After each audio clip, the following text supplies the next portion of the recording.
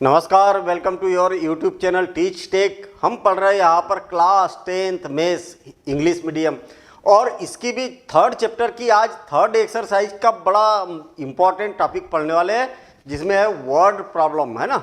तो word problem में कई बच्चों का कहना रहता है कि सर हमें इक्वेशन को सॉल्व करते तो आ जाता है, लेकिन वर्ड प्रॉब्लम से कैसे इक्वेशन बनाई जाती है और इक्वेशन से उसको सॉल्व करना बड़ा इजी काम है।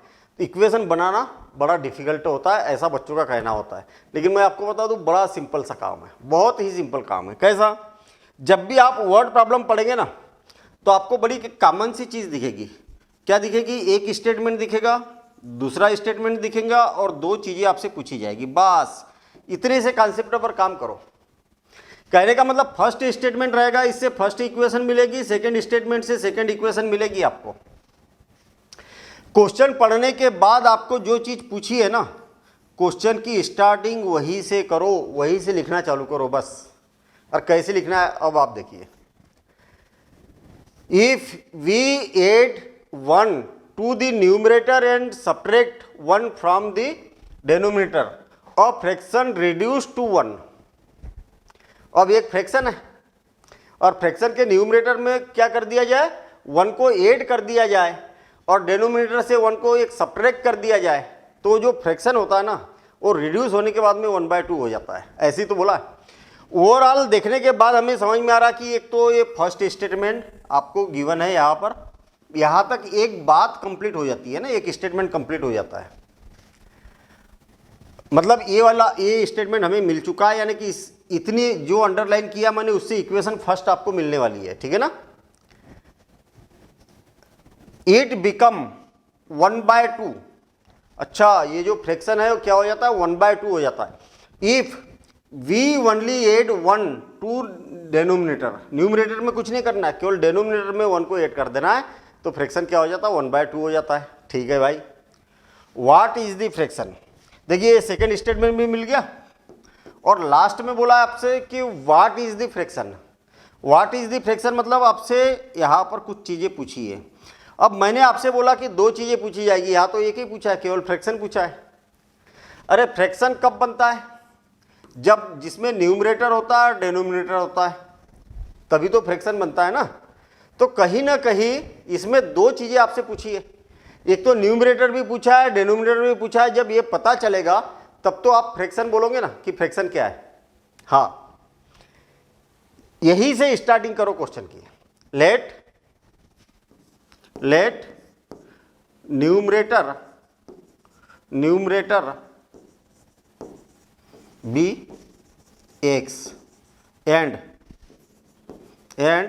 the denominator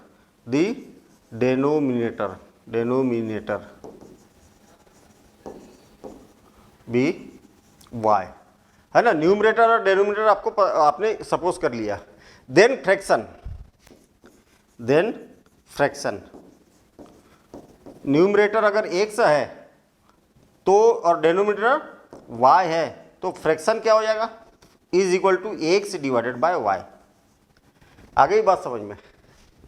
कितना सिंपल काम है भाई। मैंने पहले ही स्ट्रक्चर आपको बता दिया है कि दो चीज़ें पूछी जाएगी, उसको आपको कंसीडर करना है। मेरे समय जो चीज़ नहीं मालूम उसी को तो x और y सपोज कर लिया जाता है, तो कर लिया हमने सपोज। कौन सी बड़ी बात है ना।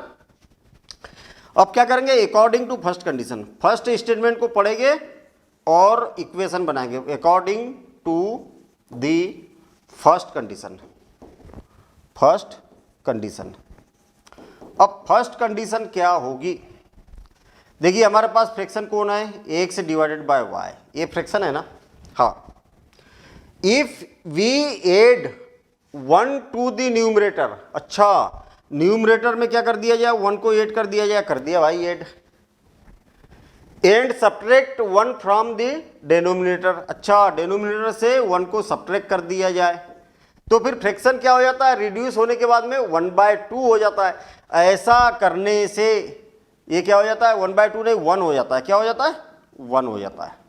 ऐसा बोला है ना, रिड्यूस टू 1। तो न्यूमरेटर में 1 को ऐड कर दिया जाए, डिनोमिनेटर में 1 को सब्ट्रैक्ट कर दिया जाए, तो ये क्या हो जाता है? 1 हो जाता है। अब इसको सिंप्लीफाई करेंगे हम, और सिंप्लीफाई करने के बाद में हमारे पास इक्वेशन फर्स्ट मिल चुकी होगी। क्या करें, इसका क्रॉस मल्टीप्लिकेशन करें तो x plus y is equal to x plus 1 is equal to y minus 1, y minus 1 का क्रॉस मल्टीप्लिकेशन कर दिया 1 के साथ, तो ऐसे ही आ गया। y इस साइड आएगा तो x minus y is equal to -1 और ये 1 उधर जाएगा तो -1, तो x minus y is equal to -2 और ये बन गई इक्वेशन फर्स्ट। इक्वेशन फर्स्ट आ चुकी है। अब according to second condition, according to second condition,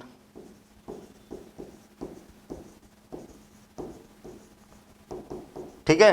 second condition क्या बोल रही है, इट बिकम 1/2, जो फ्रैक्शन है ना वो कितना हो जाता है, 1/2 हो जाता है भाई। कब हो जाता है, if we only add 1 to the numerator, अगर न्यूमरेटर में 1 को ऐड कर दिया जाए, क्या डेनोमिनेटर में, सॉरी पहले हमारे पास में फ्रैक्शन, फिर से और एक बार समझो, हमारे पास फ्रैक्शन कितना है 1 x/y, तो ये 1/2 हो जाता है। कब, जब डेनोमिनेटर में 1 को ऐड कर दिया जाए, ऐसा हो गया। अब इस 2 का क्रॉस मल्टीप्लिकेशन कर देता हूँ, y प्लस 1 का इधर कर देता हूँ मल्टीप्लिकेशन, तो 2x is equal to y plus 1 और y इस साइड आएगा तो क्या हो जाएगा 2x minus y is equal to 1, ये बन जाएगी इक्वेशन सेकेंड। बस हो गया काम।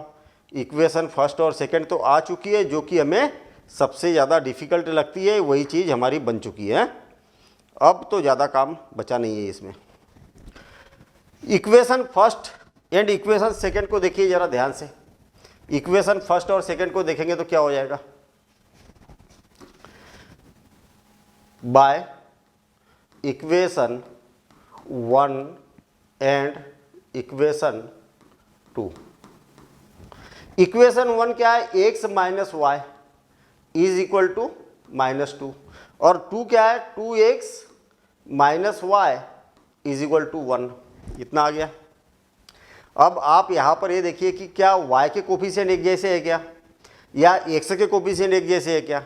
अगर किसी के भी कोफिशिएंट एक जैसे है तो एलिमिनेशन मेथड से बिल्कुल इजी हो जाता है।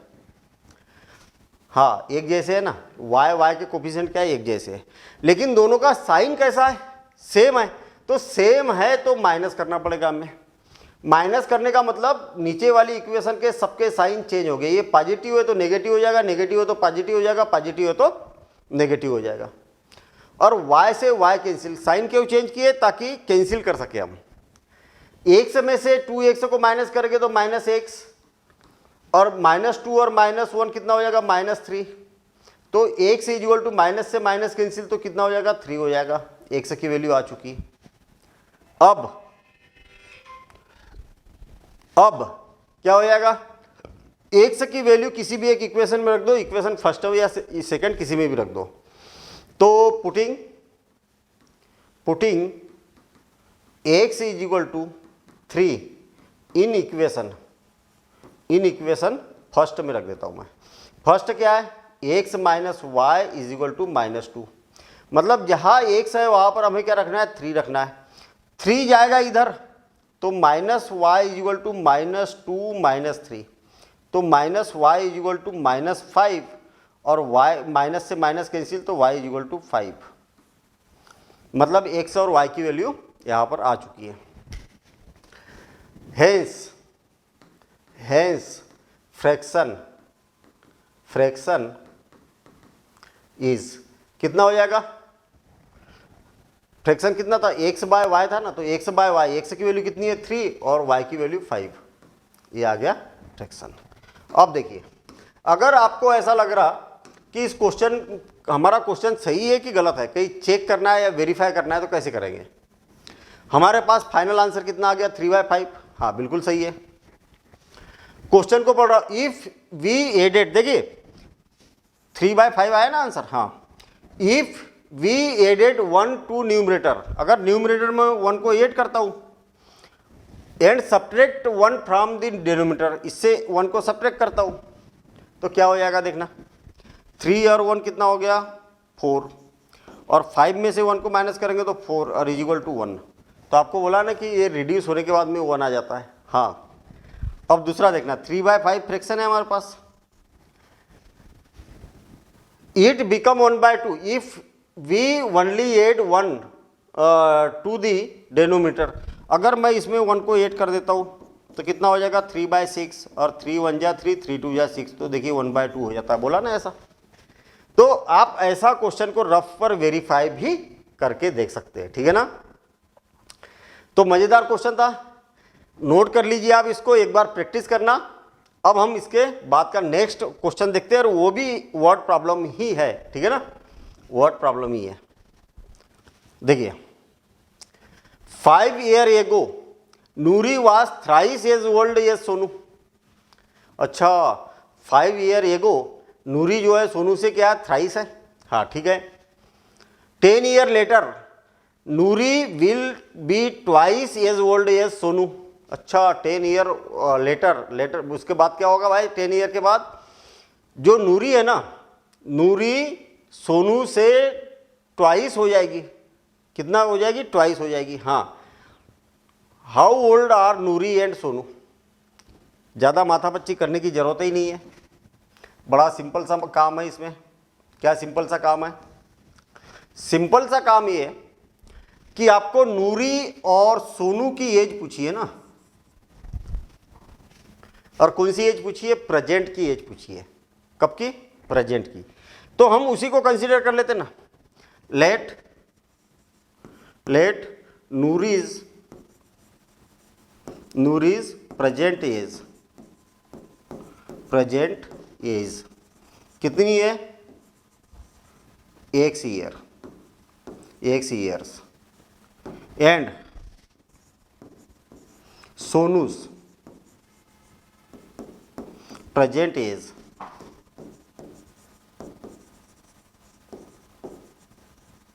y year। ये हमने यहां पर ऐसा सपोज कर लिया। मुझे एक बात बताओ, अब according to first condition, according to first condition, first condition क्या है, पहले कंडीशन को पढ़े। 5 years ago, 5 years ago, एगो मतलब पहले। अच्छा, मुझे एक बात बताओ, आज मेरी एज 40 years है और मेरे बेटे की एज 15 years है आज प्रेजेंट में, तो 5 years ago कितनी होगी मेरी एज, -5। कितना सिंपल काम है। और मेरे बेटे की एज कितनी हो जाएगी, 15 - 5। सिंपल काम है ना। तो यहां पर क्या बोला, 5 years ago पहले। अरे प्रेजेंट में इनकी एज कितनी है, x और y, तो नूरी की एज कितनी हो जाएगी, x - 5, और नूरी की एज कितनी हो जाएगी, y - 5। ये बात समझ में आई कि नहीं आई। प्रेजेंट में एज x ईयर्स है, इसकी y ईयर्स है। 5 years ago इसकी एज कितनी हो जाएगी, x - 5 और ये y - 5। 5 years ago Noori was, ये जो नूरी है ना, Noori was thrice as old as Sonu. ये जो सोनू है ना, सोनू से 3 टाइम है। सोनू में अगर 3 का मल्टीप्लिकेशन करेंगे 5 years पहले, तो नूरी के बराबर हो जाएगी। इसको सिंप्लीफाई करते हैं हम, x - 5 = 3y - 15। 3 का अंदर मल्टीप्लिकेशन कर दिया और 3y को इधर ले लेता हूं मैं, तो x - 3y = 5 उस साइड जाएगा तो -15 + 5, तो x - 3y = -10, और ये बन गई इक्वेशन फर्स्ट। सिंपल काम है ना, क्यों सिंपल काम है कि नहीं है। हाँ, जैसा जैसा बोला वैसा वैसा काम किया, हमारे पास में इक्वेशन फर्स्ट आ चुकी है। सेम ऐसे ही अब सेकेंड स्टेटमेंट देखते, 10 years later, इसका मतलब according to second condition, according to second condition. हाँ बिल्कुल सही है, सेकेंड कंडीशन। सेकेंड कंडीशन में क्या बोला है, 10 years later। देखिए, नूरी x ईयर है और सोनू क्या है, y ईयर। 10 ईयर लेटर, अरे मैं अगर मान लिया या 40 ईयर का हो तो 10 ईयर के बाद में कितना हो जाएगा, 50 ईयर का हो जाएगा, मतलब 10 को 8 करना पड़ेगा ना। हाँ, तो मैं इसमें भी 10 को 8 कर देता हूँ और इसमें भी 10 को 8 कर देता हूँ। देखिए क्या बोला है, 10 year later Noori will be twice as old as Sonu. अब ये जो नूरी है ना वो सोनू की अपेक्षा डबल है, ट्वाइस है, ट्वाइस मतलब डबल, ऐसा ब्रैकेट लगाना जरूरी है। अब देखिए x प्लस 10, 2 का मल्टीप्लिकेशन करेंगे तो 2y प्लस 20, 2y प्लस 20 हो गया।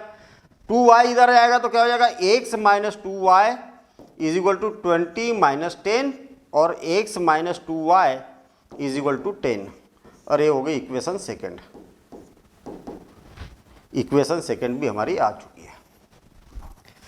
अब क्या बचा है, अब तो सिंपल काम बचा है, केवल x और y को सॉल्व करना है, और जो x और y की वैल्यू आएगी वही क्या आएगी, इनकी दोनों की प्रेजेंट एज हमें मिल जाएगी बाय इक्वेशन 1 एंड इक्वेशन 2।